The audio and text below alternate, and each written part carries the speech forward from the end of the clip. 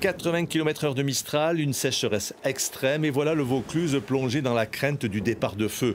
Et à situation exceptionnelle, mesure exceptionnelle.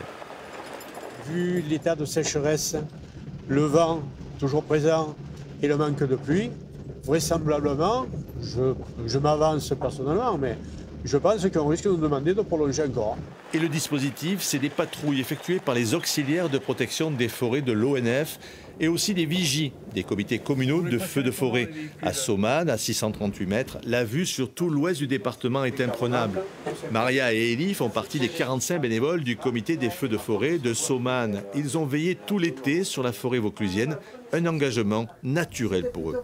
Le sentiment de faire quelque chose d'utile avec les autres, c'est très important pour moi. Et donc c'est un travail collectif. Il faut protéger la forêt, c'est important. Les incendies, c'est terrible, et ça ravage tout.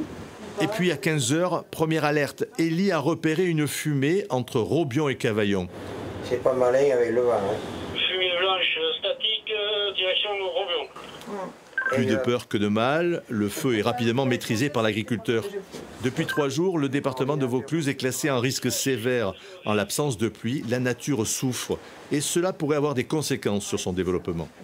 On attend la pluie avec impatience, à la fois pour les feux, mais aussi pour la végétation, hein, parce que la végétation a besoin d'eau, qu'actuellement elle est en souffrance, et que si on a de la mortalité dans les peuplements, des périssements, ça conduit pour l'année prochaine à être inquiet aussi par rapport au développement de feu, parce que qui dit végétation sèche dit développement possible l'année prochaine de feux conséquents.